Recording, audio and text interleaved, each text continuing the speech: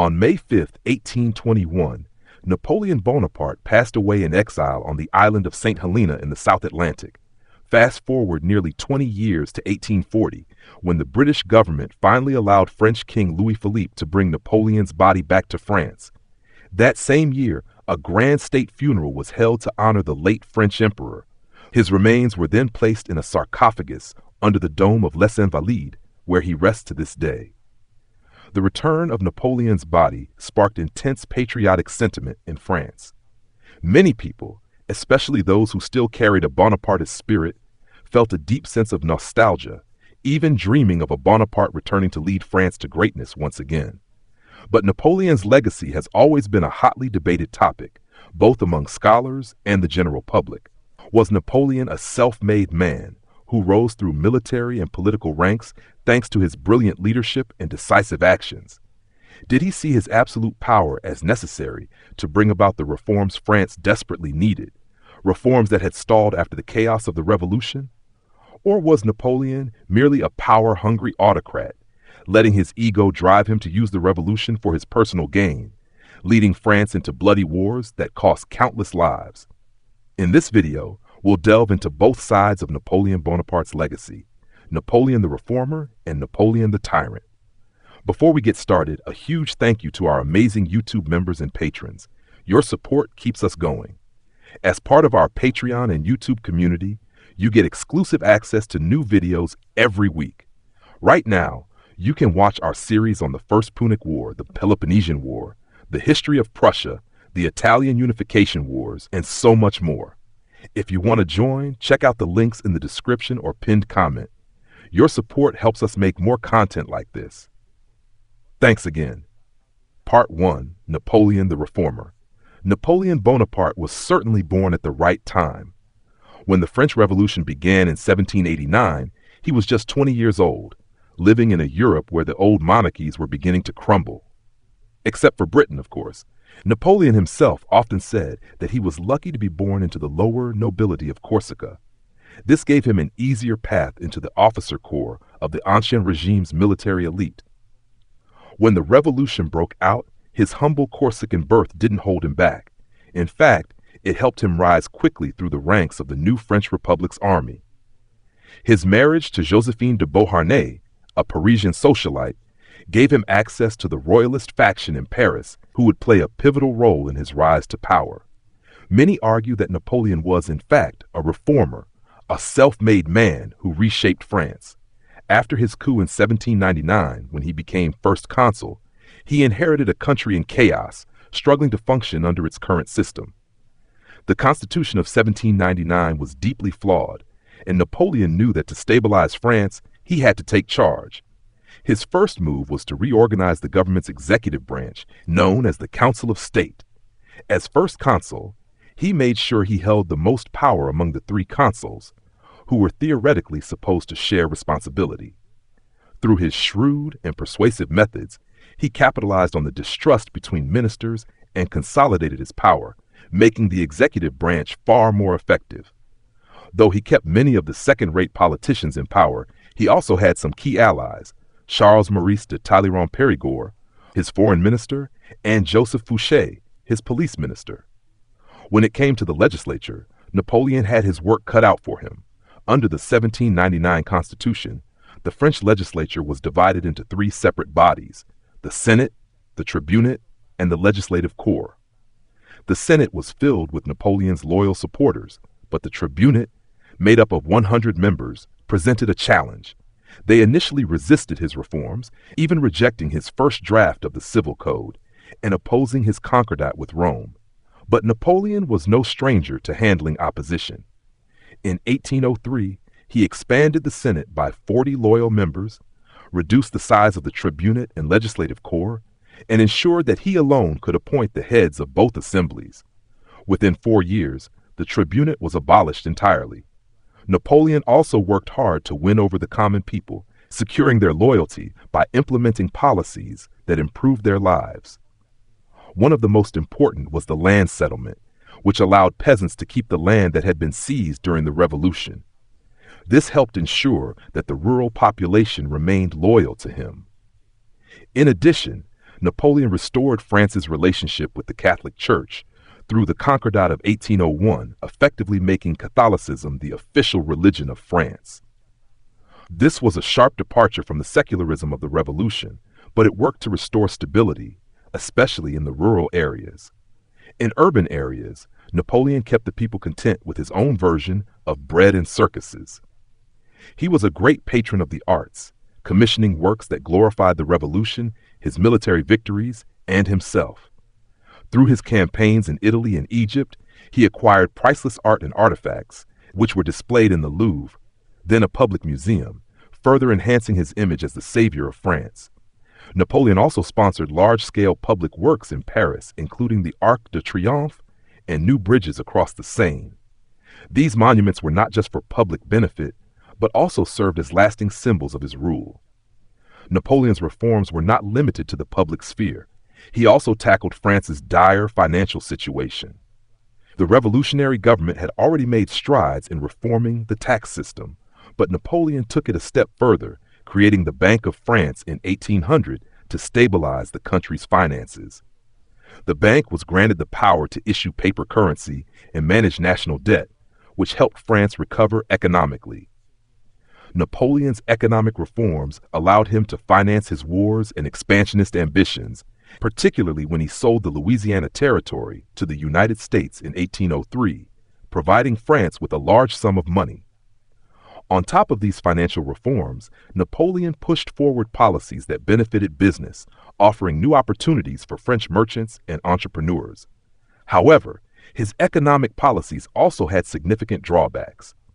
His continental system, an embargo meant to cripple Britain by blocking European trade, failed to deliver its promised results. Smuggling and defiance of the blockade were rampant across the empire, and it ended up hurting France's economy rather than strengthening it. One of Napoleon's most significant and long-lasting reforms was his overhaul of France's legal system, resulting in the famous Napoleonic Code. As first consul, he recognized that France's legal framework needed an overhaul, and by 1804, the Civil Code was publicly published. It emphasized personal freedoms, the protection of private property, and the importance of family values. The Napoleonic Code spread far beyond France, influencing legal systems across Europe and even in regions of the Americas, where it's still referenced today. Napoleon's efforts to reform France were undeniably transformative. His legacy as a reformer lives on, from the Napoleonic Code to his impact on French governance, the economy, and public infrastructure. But for all his reforms, Napoleon's reign was also marked by controversies and negative consequences that would later come to define his rule. As Napoleon's reign progressed, his reforms expanded well beyond the government and legal systems. One area where his impact was especially felt was education. Napoleon believed strongly that a well-educated citizenry was essential for the success of any nation, and he took significant steps to reform France's educational system. Before his rise, education in France was disorganized, especially in the wake of the Revolution, which left a fractured and unreliable system.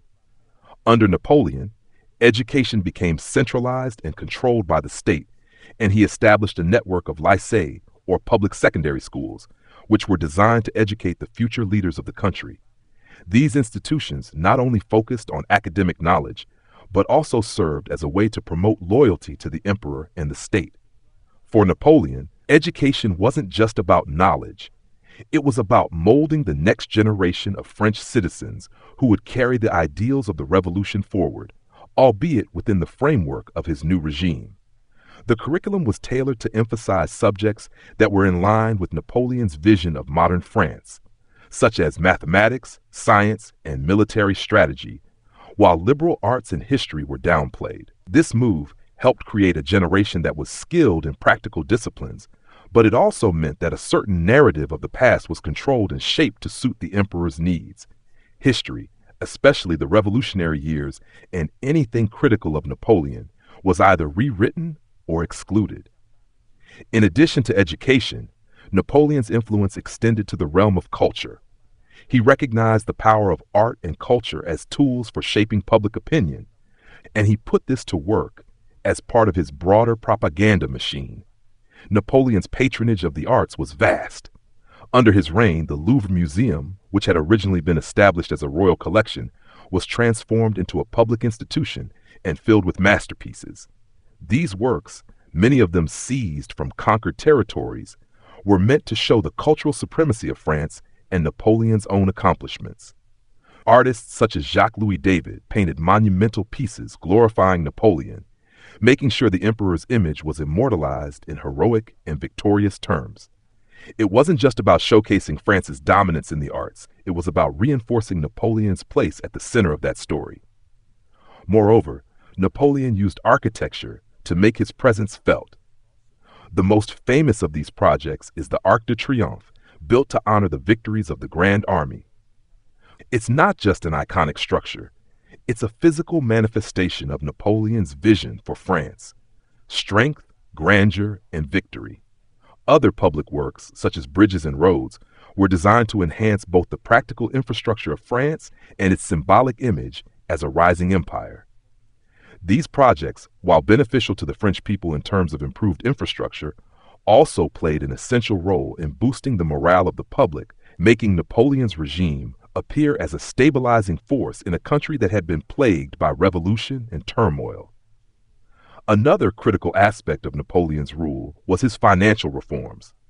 The chaos that had accompanied the French Revolution had left the French economy in shambles.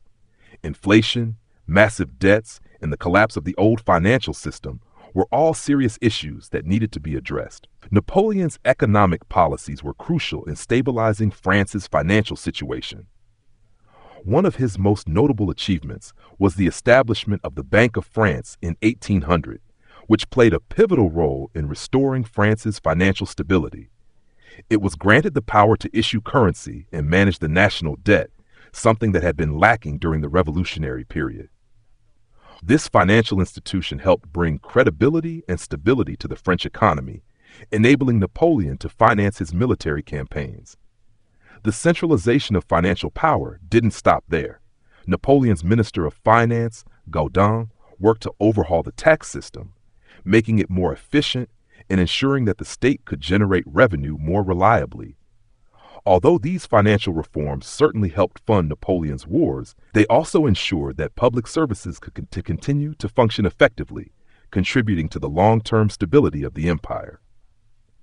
However, it's worth noting that despite these reforms, the pressure of constant warfare and the growing costs of maintaining such an expansive empire would later strain the French economy, contributing to the eventual downfall of Napoleon's rule. Napoleon's domestic policies were not just about consolidation of power and improving governance. They were also about making reforms that would ensure France's progress. He promoted public works, industry, and commerce, and his policies encouraged French businesses to expand and thrive. The growth of industry, in particular, was essential for financing his military campaigns and maintaining the empire's power. France saw the rise of new manufacturing centers, especially in textiles and weaponry, which helped keep the economy strong and capable of supporting Napoleon's ambitions.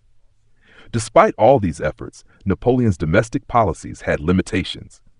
The prosperity that many experienced was often tied directly to the success of his military campaigns, and with the rise of constant warfare, it became increasingly difficult to maintain the stability and economic growth that had characterized his earlier years.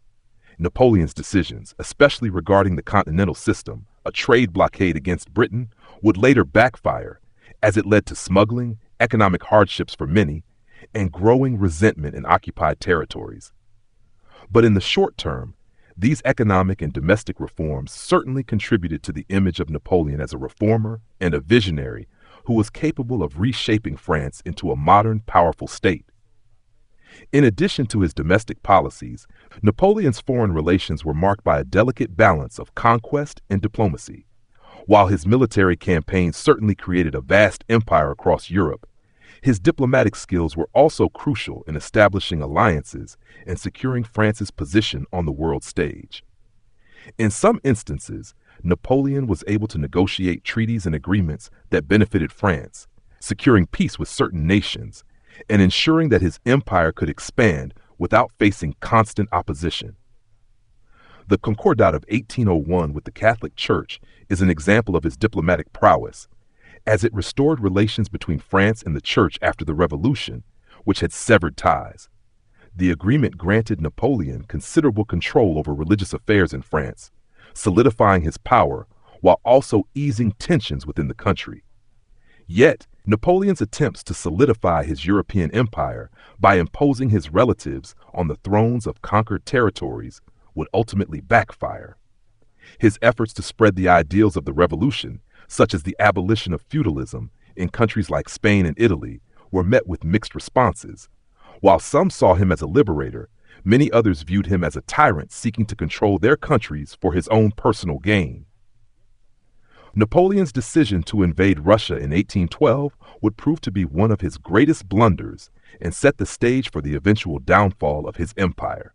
Napoleon's reign, while marked by significant achievements, was ultimately shaped by a series of military successes and failures. It was his military campaigns that defined his legacy, both as a conqueror and a statesman. The sheer scale of his military genius and ambition made him one of the most formidable military leaders in history. His strategies were innovative, his command over his armies nearly unmatched, and his ability to win battles, even in seemingly hopeless situations, was legendary. However, it was also his constant warfare and the sheer ambition of his vision for Europe that sowed the seeds of his eventual downfall. Napoleon's empire stretched from Spain to Russia at its height, but maintaining control over such a vast expanse of land filled with diverse peoples was never going to be easy. Napoleon's vision for a unified Europe under French control, a continental system, led to escalating conflicts with Britain and other European powers, even those he had once considered allies. The continental system, a blockade that sought to cripple Britain's economy by cutting off trade with the rest of Europe, was perhaps Napoleon's most ambitious economic policy. He hoped that by strangling Britain's trade routes, he could force the British to sue for peace. However, the system didn't have the desired effect and instead caused widespread resentment in Europe.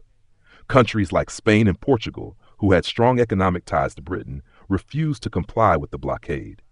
Napoleon's decision to invade Spain in 1808, an action intended to enforce the blockade, led to a protracted and bloody conflict that drained resources, crippled morale, and created widespread resistance throughout Europe. Perhaps one of Napoleon's most daring and ultimately disastrous campaigns was his invasion of Russia in 1812. Napoleon's forces, numbering around 600,000 men, marched into Russia expecting a swift victory. However, the Russians employed a scorched earth policy, retreating further into the interior while burning their own villages and crops. This denied Napoleon's army the resources they needed to sustain their advance. As the winter set in, the French forces, unprepared for the brutal Russian climate, began to suffer catastrophic losses. By the time they retreated, Napoleon's army was decimated. Only a fraction of the original force made it back to France. The failure in Russia marked a turning point in Napoleon's fortunes. The Russian debacle exposed the vulnerabilities of the French Empire and served as a rallying point for Napoleon's enemies. In 1813, a coalition of European powers, including Britain, Russia, Prussia, and Austria, formed against him. The Battle of Leipzig, often called the Battle of Nations, was a decisive defeat for Napoleon. Though he fought bravely, the combined forces of his adversaries overwhelmed him, signaling that his empire was beginning to unravel. Napoleon's retreat from Germany and the subsequent loss of his satellite kingdoms marked the beginning of the end. The final blow came in 1814, when Paris was captured by the Allied forces. Faced with the collapse of his empire, Napoleon was forced to abdicate and was exiled to the island of Elba. His brief period of exile was not the end of his story, however. In 1815, he escaped from Elba and returned to France for the 100 Days, his final attempt to reclaim his empire. Napoleon's return to power was initially met with enthusiasm by the French people, who had grown disillusioned with the restored Bourbon monarchy. However, his comeback was short-lived. The Battle of Waterloo, fought in June 1815, proved to be his ultimate defeat. With his forces defeated by the Duke of Wellington and the Prussian army under Gebhard Leberecht von Blücher, Napoleon's dreams of empire were finally shattered. He was captured and exiled once again, this time to the remote island of St. Helena in the South Atlantic Ocean, where he spent the final years of his life. Napoleon died on St. Helena in 1821 at the age of 51. His death marked the end of an era of monumental military campaigns, dramatic reforms, and a profound reshaping of Europe. Napoleon's impact on the world was immeasurable. His military strategies are still studied in military academies around the world, and his legal and administrative reforms, particularly the Napoleonic Code, have had a lasting influence on legal systems in many countries. His rise to power, the grandeur of his empire, and his dramatic fall from grace have made him a figure of historical fascination and debate. In the years following his death, Napoleon's legacy continued to shape the world. His influence on France and Europe was profound, and the ideals of the revolution, equality, liberty, fraternity, were often associated with his name, even though he himself was often seen as a ruler who had replaced one form of tyranny with another. His reign represents both the promise and the peril of revolutionary ideals. While he managed to bring stability to France and created the modern French state, he also sowed the seeds of destruction through his constant wars and insatiable ambition. Napoleon remains one of history's most complex and polarizing figures, admired by some as a hero who brought order and progress to a fractured Europe, and reviled by others as a tyrant whose wars caused immense suffering. Regardless of how one views him, his story remains one of the most fascinating in world history, a tale of brilliance, ambition, and tragic downfall. Napoleon's legacy is a subject of intense debate. To some, he was a visionary, a reformer who sought to bring stability and order to a chaotic world. To others, he was a power-hungry dictator whose quest for dominance led to widespread suffering and destruction. However, the one thing that no one can deny is that his influence on Europe and the world was profound and lasting. One of the most significant aspects of Napoleon's legacy is his impact on legal systems, particularly through the Napoleonic Code. Before Napoleon, France had a patchwork of regional laws, many of which were based on medieval traditions. The Code Napoleon, as it was later known, created a uniform set of laws that governed not only France but also many parts of Europe that fell under his control. The Code promoted equality before the law, the protection of property, and the secular nature of the state, ideas that resonated with the ideals of the French Revolution. Beyond legal reform, Napoleon's administrative restructuring of France laid the groundwork for modern state institutions. He centralized the French government, establishing a system of prefects to govern the provinces and creating a more efficient bureaucracy. The civil service, while still hierarchical, became more meritocratic, with promotions based on ability rather than aristocratic privilege. Many of these reforms were later adopted by other European countries and even spread to Latin America, where Napoleon's influence was felt after his invasion of Spain and the subsequent independence movements. In the realm of military history, Napoleon's innovations in warfare were groundbreaking. His use of rapid, highly mobile forces, his emphasis on decisive battles, and his ability to adapt tactics to the changing realities of warfare set new standards for military leadership.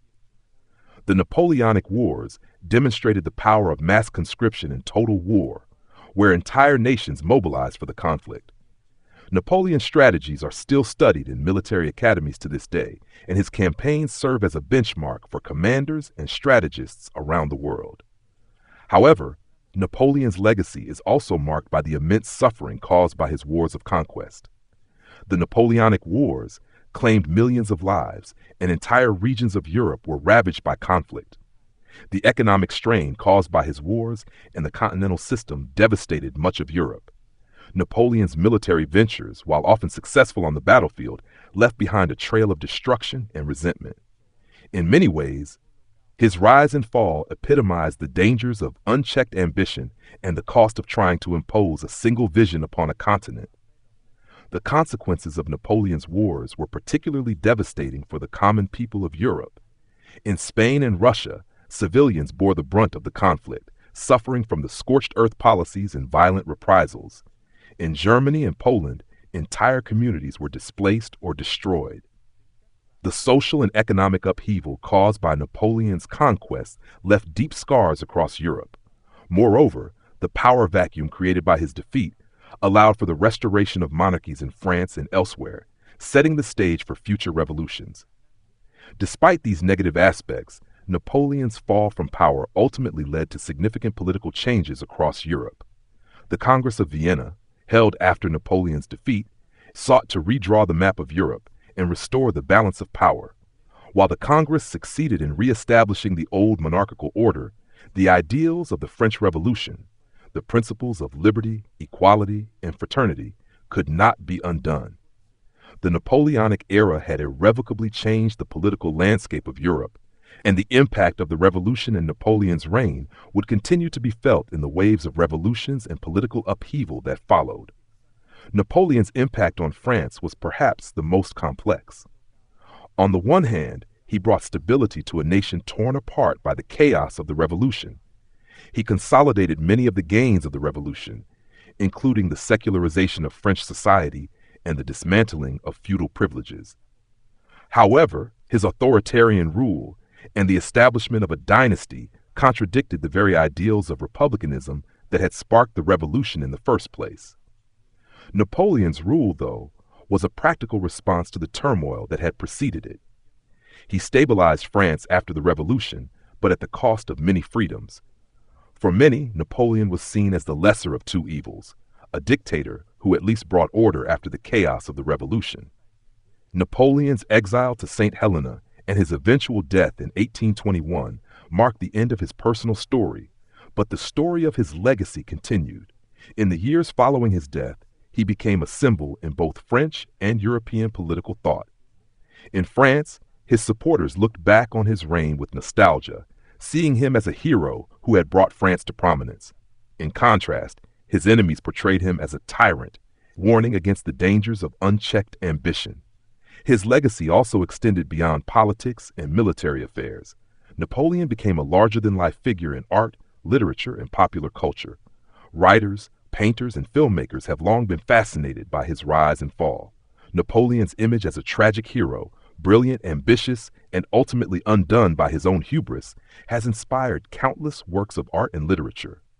The allure of his personality, his grand ambitions, and his dramatic downfall make him a figure who continues to capture the imagination of people around the world. In the end, Napoleon remains a polarizing figure, a man who achieved great things, but whose ambition led him to overreach, causing both great suffering and sweeping change. Whether viewed as a hero or a tyrant, his impact on the course of history is undeniable. His reign is a reminder of the complex and often contradictory nature of power, how it can both elevate and destroy, inspire and oppress. Napoleon's story, filled with triumphs and tragedies, is a timeless one, an enduring testament to the limits of human ambition and the forces that shape history. Napoleon's influence didn't stop at the borders of Europe or even with the end of his reign.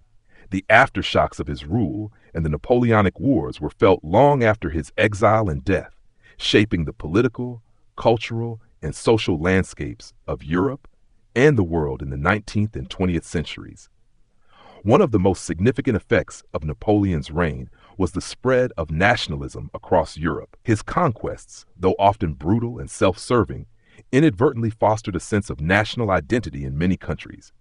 Under Napoleon's rule, regions like Italy and Germany, which had previously been divided into numerous small states, began to consolidate into more unified entities. Though Napoleon himself was often seen as a foreign oppressor, his efforts to impose administrative reforms, abolish feudalism, and introduce more egalitarian laws fostered a sense of national unity that would later fuel the push for independence and unification in these regions. The rise of nationalism under Napoleon's rule set the stage for the revolutions of the 19th century. The ideals of liberty, equality, and fraternity, although compromised during his reign, continued to inspire revolutionary movements across Europe and the Americas. In Latin America, for example, the fall of Spain and the disruption caused by Napoleon's invasion of the Iberian Peninsula catalyzed independence movements throughout the region. Leaders such as Simón Bolívar in South America were inspired by the French Revolution and Napoleon's challenges to the old monarchical orders, pushing for the creation of new, independent republics. Napoleon's influence also profoundly shaped the development of military tactics and strategy. The Napoleonic Wars were a turning point in the evolution of modern warfare. Napoleon's use of corps systems, where armies were divided into smaller, self-sufficient units that could operate independently or in coordination with each other, revolutionized military organization. His concept of mass conscription, which he utilized in France, became a model for many countries, changing the nature of warfare from conflicts between professional soldiers to wars of national mobilization, involving entire populations. In addition to his military innovations, Napoleon's reign influenced the concept of total war, where the entire resources of a nation were dedicated to supporting the military effort. The societal shift from a peacetime economy to one that prioritized military production laid the groundwork for the type of conflicts seen in both World War I and World War II, where national economies were mobilized for prolonged wars that involved the entire population. Napoleon's political legacy is similarly enduring. His Napoleonic Code has had a lasting impact on legal systems around the world, particularly in countries influenced by French culture or ruled by Napoleonic forces. Nations like Italy, Spain, Belgium, and several countries in Latin America adopted elements of the code, which focused on the protection of property, civil rights, and secular law. The principles of the Napoleonic Code still form the foundation of legal systems in many countries today, especially in civil law traditions. At the same time, Napoleon's authoritarian rule and his establishment of a dynastic empire are often seen as a cautionary tale about the dangers of concentrated power. His ability to manipulate the political and military systems to create a near-autocratic regime provided a model for later political figures, some of whom used his tactics in their own rise to power. But the lessons of his downfall also became an enduring warning of the perils of overreach and the fragility of power, reinforcing the importance of checks and balances in modern governments. In France, Napoleon's political legacy also remains complex. On the one hand, he is remembered as the man who stabilized France after the chaos of the Revolution and set the nation on a path toward modernity. On the other hand, his authoritarianism and self-crowning as emperor contradicted the revolutionary ideals of liberty and democracy. His rise to power and the subsequent creation of an empire was a striking reminder of how fragile democratic institutions can be and how revolutionary zeal can be co-opted by individuals seeking personal power. Despite his controversial legacy, Napoleon's rise to power in the wake of the French Revolution is a significant chapter in the ongoing story of the struggle for political and social reform. The contradictions of his life, his triumphs and his failures, his reforms and his despotism, continue to provoke debate and reflection. For many, Napoleon represents the potential for greatness and the capacity for hubris, a reminder that the thirst for power can bring both monumental achievement and catastrophic downfall. The post-Napoleonic era also witnessed a redefinition of Europe's political landscape. The Congress of Vienna, held in 1815 after Napoleon's final defeat, sought to restore the old monarchies and prevent any one nation from becoming too powerful again. However, the political environment was irrevocably changed. The traditional power structures were disrupted, and in the years following the Congress, Europe saw the rise of revolutionary movements, the unification of Germany and Italy, and the gradual decline of imperial monarchies. While the Congress of Vienna aimed to suppress the revolutionary fervor that Napoleon had stoked, the ideals of the French Revolution, tempered by the realities of the Napoleonic Wars, would continue to influence the course of history. In literature and culture, Napoleon became a symbol of both heroism and tragedy. Writers, poets, and artists found inspiration in his life, creating works that explored his rise and fall, his genius, and his flaws. Victor Hugo's Les Miserables offers a poignant reflection on the Napoleonic era and its aftermath, while writers like Tolstoy in War and Peace examined the impact of Napoleon on Russian society and the broader European conflict. Napoleon's life has been depicted in countless paintings, films, and books, cementing his status as one of history's most captivating and controversial figures. In the 20th century, Napoleon's influence reached new heights, with his image being used as a symbol of leadership, power, and even rebellion. His legacy continued to inspire leaders and revolutionaries around the world, some seeking to emulate his political strategies and military genius, others warning against his excesses and despotic rule. From the trenches of World War I to the rise of totalitarian regimes in the 20th century, Napoleon's shadow looms large over the modern world. Ultimately, Napoleon Bonaparte remains a towering figure in world history. His legacy is one of immense complexity: a brilliant military strategist, a reformist ruler, an ambitious conqueror, and a man whose ambitions were both awe-inspiring and tragically flawed. His life and reign remind us of the fragile nature of power, the unpredictability of ambition, and the enduring influence of ideas, whether they be revolutionary or tyrannical. His legacy continues to shape our understanding of history, politics, and the human condition.